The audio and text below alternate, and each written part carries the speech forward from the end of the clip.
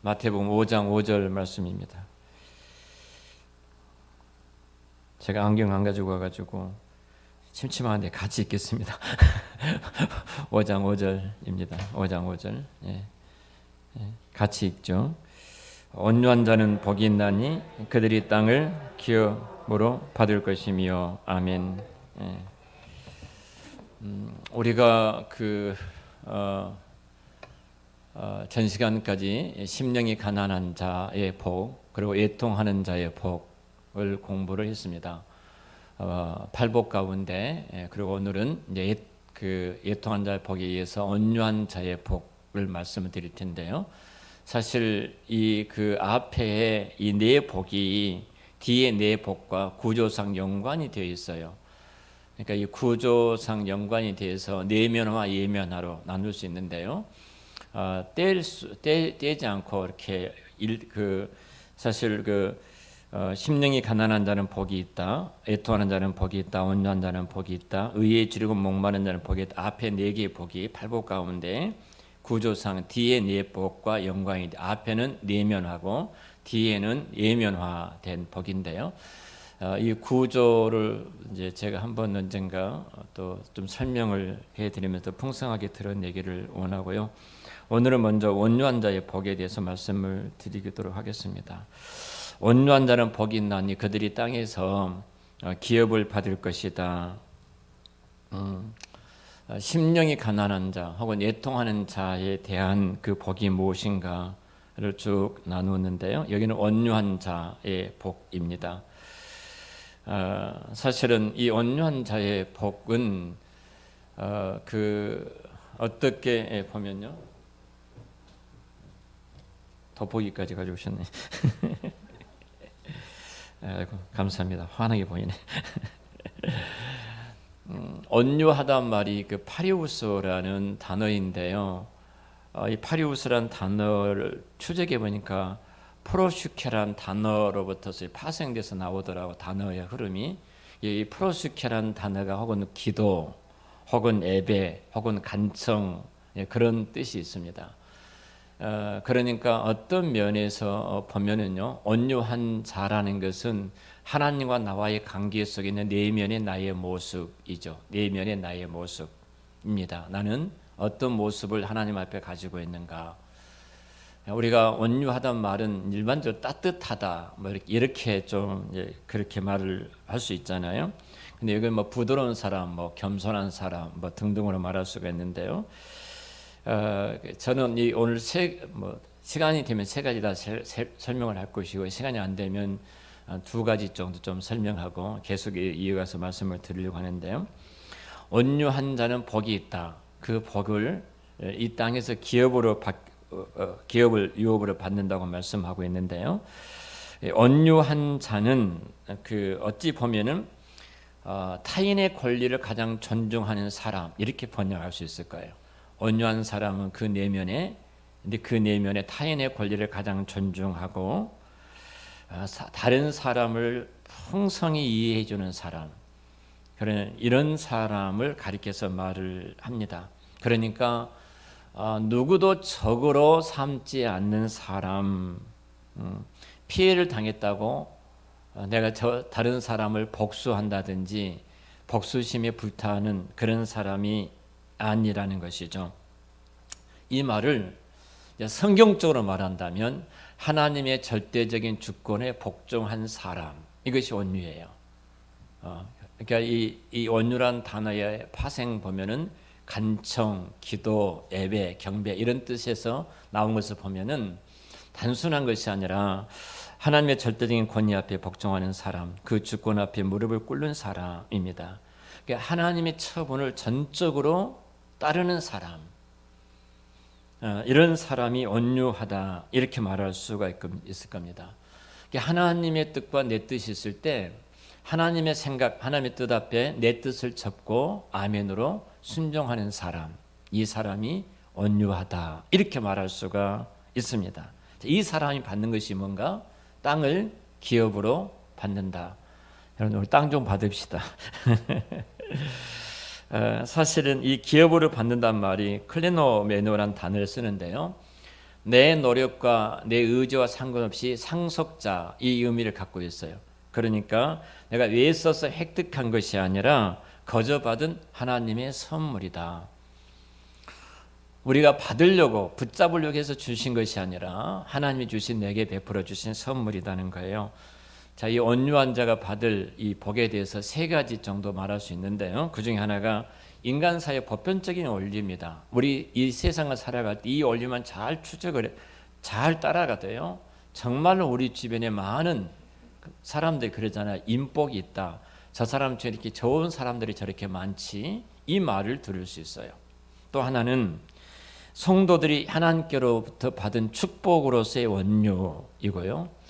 가장 중요한 것인데 구원의 원리로서의 원료입니다. 이 세 가지를 여러분이 말씀을 드리고 이제 구조적인 부분을 좀 설명을 이제 좀 해드리도록 그렇게 하겠습니다. 먼저 보편적인 원리를 좀 생각해요. 이 사회적인 우리가 이 세상 살아갈 때 보편적인 원리를 좀 생각을 해보죠. 신자나 불신자들은 가운데 마찬가지 보편적인 사회 원리 가운데 온유한 사람이 세상을 이기게 되어 있습니다. 이것이 하나님이 정한 원리예요. 까칠한 사람 있잖아요. 까칠한 사람. 이 까칠한 사람은 결국 패배자가 되어집니다. 온유한 자는 세상에서 지는 것 같지만 이기는 사람이고요. 손해보는 것 같지만 결국은 성공한 사람이라고 말할 수 있는데요. 동양에 우리가 노장 사상이 있죠. 그러니까 잘 아는 것처럼 노자와 장자의 가르침, 또 공자의 가르침 우리가 잘 알잖아요. 그 노장 사상 가운데 무의자연이란 말이 있는데요. 이 무의자연이란 말은 공자는 이런 취지입니다. 공자는 인위적인 면을 강조해요. 인위를 강조하지만 노자나 장자는 인위적인 강조한 것이 순리대로 살아라. 물 흐른 대로 살아라. 이렇게 말을 하죠. 물이 흐르면 흐른 대로 나 영리하지 말아라. 놔둬라. 그리고 그 물이 흐르다가 바위에 부딪히면 물이 깨진 것처럼 여기지만 계속 흐르다 보면 그 바위가 깨지고 부서지게 돼 있다. 그러니까 영리로 살지 말고 순리대로 자연의 순리대로 살아가라. 자, 이렇게 이야기를 합니다. 그러니까 이렇게 말해. 높아지려고 하지도 말고 이기려고 하지도 말고 유명하려고 하지도 말고 성공하려고 하지도 말고 그냥 순리대로 그냥 살아라. 남과 부딪히면서 싸울 필요도 없다. 뭐 이런 논리가 노장 사상인데요. 그런데 그걸 놔두고라도 자, 오늘 일반 그 부모들이 자녀들을 키우는 것을 보면요. 강하게 키우려고 하죠. 강하게 키우려고 합니다. 이 보편적으로 모든 부모들이 그런 어떤 취지로 아이들을 교육시키는데요. 강하게 자신 있게 자기 주장을 분명하게 펼치고 이런 아이들로 커야지 이 어두운 세상에서 이 아이들이 이길 수 있다. 그래서 우리 아이들을 그렇게 키우려고 부모들이 노력을 합니다. 그래서 그런지 요즘 아이들이 굉장히 영악하죠. 어른들이 말을 해도 지려고 하지 않습니다. 끝까지 자기 주장을 펴서 이기려고 그렇게 하죠. 외형적으로 보면 굉장히 강하게 보입니다. 똑똑한 것처럼 보여지고요. 그러나 실상 내면에 들어가면 굉장히 나약합니다. 여러분 그 우리나라 이런 취지로 아이들을 키우는데 24歳이하에 이렇게 자라는 아이들을 통계를 뽑았어요. 통계를 뽑아왔는데 10만 명당 15.3명이 자살해서 죽었어요. 강하게 키웠는데 어떻게 이런 일이 벌어질 수 있어요? 어떤 환경과 상황에서 다 이겨나가야 되잖아요. 그런데 이 24세 이하의 아이들이 그 병으로 이렇게 당해서 죽는 사람보다 훨씬 더 많은 아이들이 자살로 말미암아 생을 마감했던 이 통계가 나왔거든요. 여러분 잘 아는 것처럼 시험 성적이 떨어졌다고 자살을 하기도 하고요. 내가 엄마 아빠가 말을 나 상처 준 말을 했다고 해서 극단적인 행동을 하기도 하고요. 실현당했다고 해서 뭐 극단적인 행동도 하고 뭐 이런 극단적인 행동을 하는 아이들이 굉장히 많아졌습니다. 강하게 길렀는데 이러는 거예요.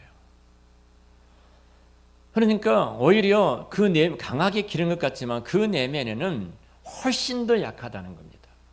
그리고 조그마한 파도가 쳐도 헤어나지 못하고 파회도 휩쓸려 가지고 이렇게 어두운 자리에 떨어진 아이들을 참 많이 보게 되어지는데요. 저는 일반 원칙 가운데서 온유한 자가 승리하는, 온유한 자가 이기는 법칙을 이 세상에 키워주지를 못했다, 이런 생각을 가져봅니다. 우리 시대의 부모님들이 이렇지 않아요. 지는 게 이긴 것보다 낫다, 양보해라. 그리고 밖에 나가서 절대로 때리고 오지 말아라. 때리고 온 사람, 온 놈은 절대로 발 뻗고 잠을 자지 못한다. 얻어맞고 와라. 그래야지 발 뻗고 잠을 잔다. 서양 속담에도 펜이 칼보다 훨씬 강하다, 뭐 이런 속담들이 있지 않습니까? 여러분, 무인 시대가 오래 갈 것 같지만요, 금방 망가지잖아요. 전두환 대통령 보십시오. 그의 영화가 대대로 갈 것 같지만 감옥에 가고 그 인생이 얼마나 비참하게 되어집니까? 뭐 우리가 라오스 같은 경우에도 뭐 금방 이 무인 정권이 순식간에 무너지고 맙니다. 결국은 그렇게 강한 것 같지만 곧 무너질 수밖에 없거든요. 나폴레옹이 여러분 유럽을 정류하고 나섰지만 결국은 애딴 섬에서 쓸쓸하게 죽어갔고요. 공산당이란 이 사람들이 얼마만큼 칼과 창을 가지고 무력으로 국민들을 통치하고 억압을 했습니까? 근데 이 공산당이란 이 사상이 세계를 지배할 것 같았지만 여러분, 한 세기도 가지 못해서요, 다 무너지고 말았습니다. 다 무너지고 말았어요. 독재가 강할 것 같지만 여러분, 민주주의 앞에는 다 무릎을 꿇지 않았습니까? 이런 측면을 보면 북한도 곧 무너질 겁니다.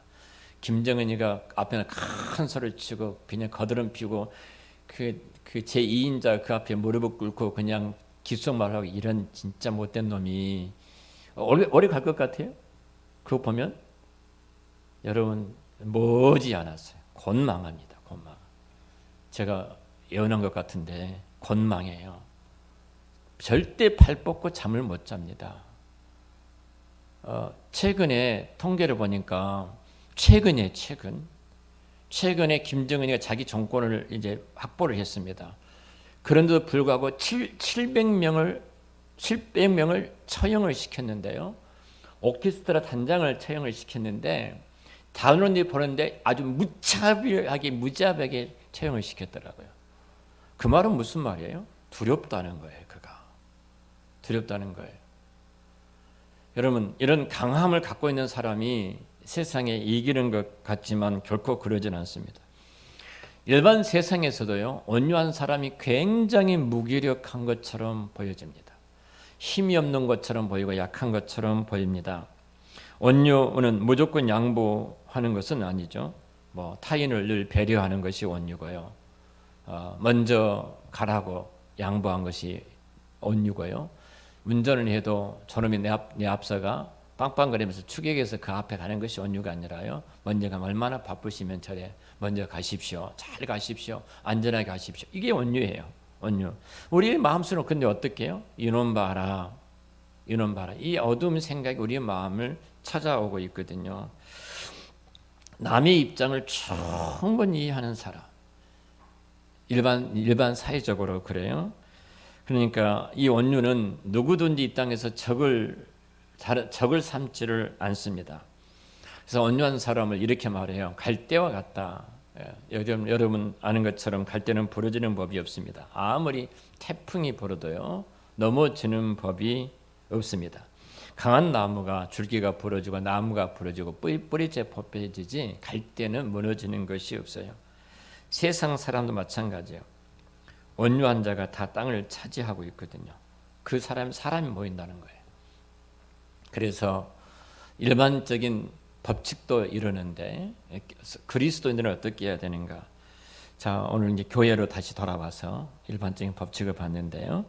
온유한 자는 복이 나니 그들이 땅을 기업으로 받게 될 것이다. 하나님은 온유한 자들에게 복을 주신다고 약속해 주셨는데요. 이 신앙적인 이 의미에서 온유한 이런 말은 하나님의 뜻에 무릎을 꿇는 것이에요. 하나님의 뜻에 무릎을 꿇는 것, 하나님의 뜻 앞에 복종하는 것, 내 뜻을 걷고 하나님의 뜻 앞에 순종하는 것, 이것이 온유입니다. 그러니까 내 자신을 버리고 하나님을 따라가는 것이 온유예요. 누가 온유한 사람인가? 저분이 하나님 뜻 앞에 본인의 모든 뜻을 꺾고 순종하고 있구나. 내 경험이 있고 내 지식이 있고 내 학문적인 능력을 갖고 있어요. 그럴지라도 주의 뜻이 내 앞에 펼쳐질 때 말도 안 된 것 같지만 상식적으로 맞지 않는 것 같지만 그 하나님의 말씀 앞에 무릎을 꿇는 것, 이것이 온유예요. 내 능력과 내 수완이 있음에도 불구하고 주께서 말씀하실 때 그 말씀 앞에 나의 모든 것을 내려놓고 아멘하는 것, 이것이 온유입니다. 그래서 하나님의 자녀들은 그래서 이 온유를 갖고 있는 사람이 모든 면에 있어서 여유로움이 있어요. 여유로움을 가져요. 그러니까 빡빡 우기지를 않습니다. 억척을 떨지를 않습니다. 나 잘났다고 광고하지도 않습니다. 남의 것을 욕심내지도 않고요. 분하고 다투지도 않습니다. 그리고 관용하고 양보하고 인내하고 상대를 충분히 인정해 줍니다. 내 수준에서 말한 것이 아니라 그 상대 수준에서 했던 그 일을 충분히 격려하고 인정하고 칭찬할 수 있습니다. 그러니까 그 사람은 마음이 부요합니다. 마음이 부요해요. 왜 그럴까? 왜 마음이 부요한가? 하나님이 주신 그 거처가 넓기 때문이에요. 넓어요. 바다가 모든 것을 수용한 것처럼 그 마음의 거처가 넓기 때문에 어떤 상황에서도 흔들림 없이 다 수용할 수 있는 사람이에요. 그러면 실제로 예수 믿는 사람들 이렇게 넓은 땅을 차지하고 그 땅에 자기 이름을 자기 등기를 한단 말인가? 결코 성경에 말하는 것은 그 이야기가 아닙니다. 여러분, 우리나라에서 가장 비싼 땅이 여러분 명동에 있는 땅, 산업은행 그 땅이지 않습니까? 뭐 한 평에 근 3억이 나간다는 건데요. 요즘 아파트가 그러니까 한 평 33평인데 아파트 값이 30억이 되니까 아파트 한 평에 1억이 가죠. 지금 한 평. 땅은 한 10평 정도 될 겁니다. 땅이 10평 정도 되는데 33평의 아파트가 3억이 간다면 한 평 아파트 땅값이 얼마라는 거예요? 3억이 1억이 된다는 거죠. 1억. 그렇죠? 아니 1억이 아니 10평이니까 3억이지. 3억. 땅 한 평이. 상상도 할 수 없는 우리가 시대에 살아갑니다. 자, 우리는 그런 땅 한 평도 갖고 있지를 않습니다. 성경에 땅을 기업으로 받는다고 했는데 하나님, 내가 온유한 마음이 없어서 내게 이 땅을 안 주십니까? 여러분 마음속에 그런 마음이 들지도 모릅니다만 성경이 말하는 이 기업을 무엇으로 말하고 있는가 하는 부분이에요. 자, 우리나라에 가장 싼 땅이 하동군에 있더라고. 하동군. 경상남도 하동에 있는 땅이 가장 싼 땅인데요. 350원, 360원입니다. 한 평에. 라면 한다도 그 한 평 팔아서도 라면 한 봉지도 못 사요. 지금은 좀 땅값이 하도 요즘 뛰었으니까 좀 올랐겠습니다만 한 평 팔아도 라면 한 봉지도 못 사요. 그런 땅 좀 서울에다 갖다 놓으면 얼마나 좋을까 생각을 해봅니다. 땅을 차지한다는 말이 무슨 말인가? 온유한 자는 복이 있는데 그 사람은 땅을 하나님께서 그 기업을 갖는 게 되는데요. 토지권을 소유한다, 내가 토지권을 갖는다, 등기를 한다, 그런 말은 결코 아닙니다. 소유 개념으로 말한 것이 아니라요, 하나님의 백성으로서 이 땅에서 누리는 복을 이야기를 합니다. 누리는 복을 말을 해요. 사실 지금 이것이 누구의 명의로 등기가 되어 있느냐, 그런 별로 의미가 없습니다. 내 등기가 내 앞으로 돼도 내가 누리지 못한다면 그건 헛것이 아니겠습니까? 그러잖아요. 땅의 모든 소유권이 누구에게 있는 거예요? 하나님께 있습니다. 자연과 우주의 모든 만물의 소유권을 하나님 그분께서 주인이셔요. 그러니까 하나님 앞에 온유한, 하나님의 뜻 앞에 복종하고 그 뜻 앞에 내 뜻을 꺾고 순종하는 사람들은 하나님 갖고 있는 이 모든 소유권을 내가 이 땅에서 누리며 살아간다는 이 말이에요. 이 사람이 갖고 있는 복을 한번 생각을 해보십시오. 예를 들어보죠. 어떤 부자가 어마어마한 집을 지었습니다. 그리고 거기다 정말로 최고의 정원을 만들어 놨습니다. 모든 사람이 볼 때 눈이 희둥거려질 정도로 최고의 집을 만들어 놨어요. 그리고 그 집을 가꾸기 위해서 이 부자는 정원사를 그곳에 두었습니다. 이 정원사는 굉장히 나무를 가꾸고 이 정원 가꾼 것을 즐거워하는 사람이에요. 근데 이 부자는 1년에 한 차례 올까 말까 합니다. 등기는 자기 앞으로 돼 있어도. 그러면 이 정원을 진정으로 누리는 사람은 누구예요? 등기는 내 앞에 없지만 이 정원사입니다. 그러잖아요. 정원사예요. 1년에 한 차례 올까 말까 했던 이 부자는 몇 번 오지 않고 죽었습니다. 그 사람이 얼마나 불행합니까? 그렇게 해놓고. 근데 이 정원은 날마다 자기 그 정원에서 누리고 그걸 가꾸면서 즐기면서 행복하게 살아가는 정원사. 그 사람의 누림이에요. 누림. 성경이 말하는 것은 이 말이에요. 온 우주의 만물의 주인이 하나님이셔요.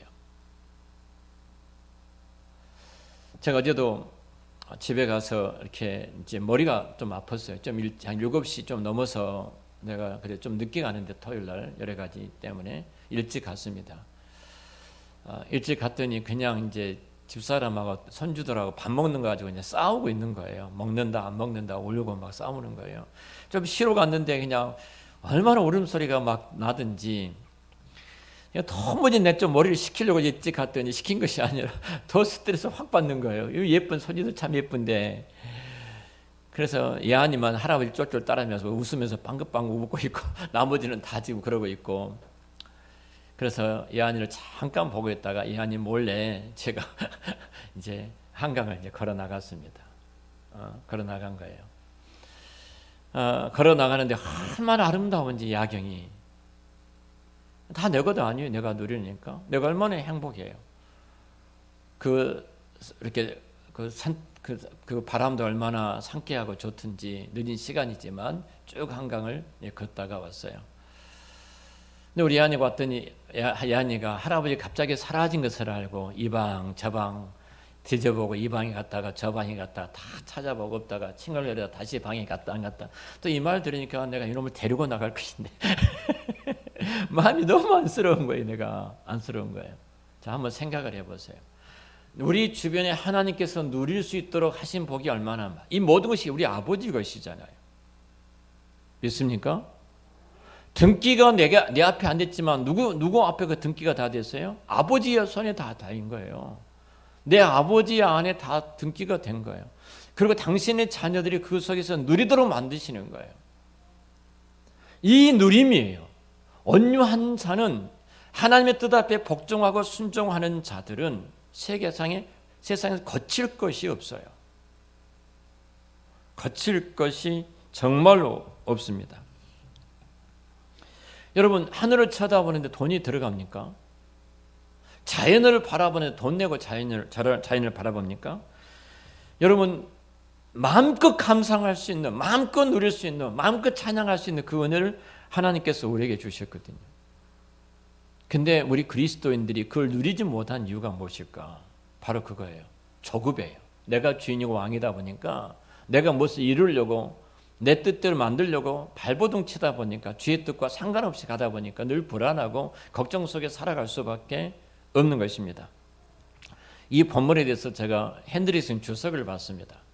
이 주석가인 핸드릭슨은 이렇게 이야기를 했습니다. 땅을 기업으로 받는다는 말을 세 가지로 해석했는데요. 첫째, 법적인 소유를 갖는 것. 둘째, 실제로 소유한다는 뜻. 셋째, 자기 노력이 아닌 선물을 받는다는 뜻. 자, 여기서 지금 핸드릭슨이 말하는 것은 기업으로 받는다는 말은 이 말이에요. 상속 재산으로 받는 것인데 하나님이 주셨던 것을 이 땅에서 누리면서 살아, 자기 노력이 아닌 선물로 받은 것을 누리면서 살아가는 사람들이다. 이 말을 합니다. 노력에서 번 것이 아니에요. 선물로 받은 하나님의 은혜입니다. 하나님을 믿고 그리고 온유하게 맡기는 자는 하나님으로부터서 선물을 받는데요. 소유권, 이 땅에 있는 것이 내게 소유권 넘어와서 내 등기가 되는 것이 아니라 누리는 특권을, 하나님 안에서 누리는 풍성한 특권을 얻게 된 것입니다. 삶은요, 누리는 것입니다. 누리는 거예요. 온유한 사람들이 누리는 복이 무엇일까? 예를 들면 이렇게 말할 수 있을 겁니다. 빡빡 우기지 않아도요, 온유한 사람은 자기 의견을 따라와요. 예를 든다면 내가 우기지 않아요. 내가 옳다고 싸우지 않아요. 근데 그 사람이 말한 것을 그냥 따라오는 거예요. 따라와요. 잘났다고 나팔 불지 않아도 다른 사람들이 그 사람을 인정해 줍니다. 뿐만 아니라 남의 것을 탐내고 빼앗지 않아도 소유가 넉넉하고 악착같이 술수를 부리지 않더라도요, 지혜가 넘치고 삶의 수단, 방법이 참 많습니다. 값을 깎지 않아도 이 온유한 사람은 덤으로 받은 그 복을 받게 되어집니다. 자, 이 대표적으로 한 사람을 소개하겠습니다. 자, 이삭입니다. 여러분, 창세기에 등장한 이삭인데요. 이삭이 흉년이 들어서 블레셋으로 반짝이 애굽으로 내려가려고 하죠. 애굽으로 내려가려고 하는 이삭을 하나님께서 막으셨어요. 막으셔서 블레셋 사람의 땅에 거주하게 됩니다. 애굽으로 내려가지 못하고 막으시니까 블레셋 사람의 땅에 거주하게 되는데요. 근데 그 땅에 흉년이 찾아왔습니다. 흉년이 찾아왔는데 농경사, 유목민 아닙니까? 이삭은 양을 치는 사람이에요. 당장 곡식을 먹어야 되니까 농사를 짓게 되어집니다. 전문가가 아닙니다. 농사를 짓게 되어지는데 성경은 뭐라고 말하냐면은 농사를 지었던 이삭이 그 해에 100배의 곡식을 거둬들였다고 말합니다. 여러분, 하나를 심었는데, 자, 1원을 투자했는데 100원이에요. 1억을 투자했는데 100억이 벌어진 거예요. 정말로 상상도 할 수 없는 복을 이삭이 받게 되어집니다. 애굽에 내려가려고 그랬어요. 근데 하나님이 막으신 거예요. 자기 생각이 애굽에 가야 돼요. 근데 가지 않고 드디어 막으시니까 그 뜻 앞에 복종을 했어요. 이게 원리입니다. 하나님 뜻 앞에 항복하고 복종을 하고 머물렀을 때 그 땅에 농사를 흉년이 들어왔는데 그 땅에 농사를 지었더니 100배의 곡식을 거두게 되어졌더라. 이렇게 온유한 사람은 모든 것을 하나님 처분에 내어 맡긴 거예요. 내 생각이 틀릴 수도 있어요. 아니, 내 생각이 맞지 않을 수도 있어요. 내 생각이 하나님이 지금 하신 것이 잘못된 것처럼 여겨질 수도 있어요.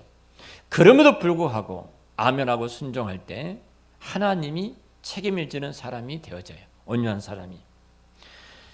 농사를 지어 100배를 소출 얻었어요. 정말로 양과 소가 많아져서 굉장히 큰 부를 얻게 되어집니다. 자, 이삭은 가뭄이 와도 상관이 없어요. 한 샘만, 물만 파면 물이 솟아나는 겁니다.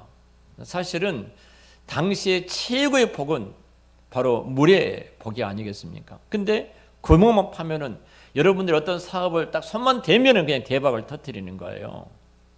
대박을 터뜨려요. 좀 이삭이 지금 그 복을 받게 되어집니다. 그런데 이삭을 시기하게 되죠. 그래서 블레셋 사람들이 시기하면서 그 땅 지역 사람들이 이삭을 사람들 모으고 군대를 몰고 와서 뺏어버립니다. 그냥 다투지 않아요. 다투지 않고 또 다른 곳으로 이주합니다. 그리고 또 샘을 팝니다. 또 물이 솟습니다. 또 빼앗깁니다. 여러분, 얼마나 화가 날 일입니까? 빼앗기고 계속 빼앗기죠. 자, 세 번째도 이제 샘을 팠는데 물이 나옵니다. 그리고 이제 화해를 요청을 하죠. 요청을 하면서 이런 말을 해요. 하나님이 너와 함께하는 것을 내가 봤다. 이 말이에요. 자, 이게입니다. 온유가 이거예요. 내가 주의 말씀 앞에 순종했더니 이방인들이 뭐라는 거예요? 하나님이 당신과 함께한 것을 봤다. 할렐루야. 남편이 그렇게 봐야 돼요. 아내를. 당신을 보니까 하나님이 함께하는 사람이야. 남편을 볼 때도 아내가 당신을 보니까 정말로 하나님, 이런 증거, 신앙의 증거, 하나님이 함께 하셨다는 그 증거, 누가 갖는 거예요? 온유한 자가 그 증거를 갖게 되어집니다. 그래서 결국은 그 땅을 르호봇이라고 짓죠. 르호봇이라는 말은 우리말로 번역하면 장소가 넓어졌다는 거예요.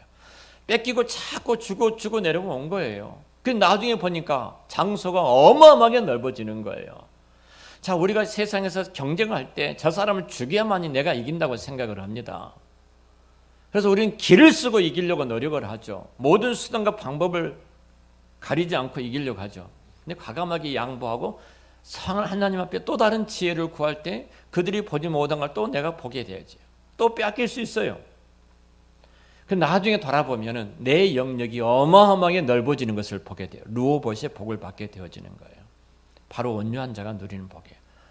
주의 뜻 앞에 순종하는 자가, 내 뜻을 꺾고 하나님의 말씀 앞에 무릎을 꿇는 자가 바로 온유한 자입니다. 바로 성경이 말하는 온유한 자예요.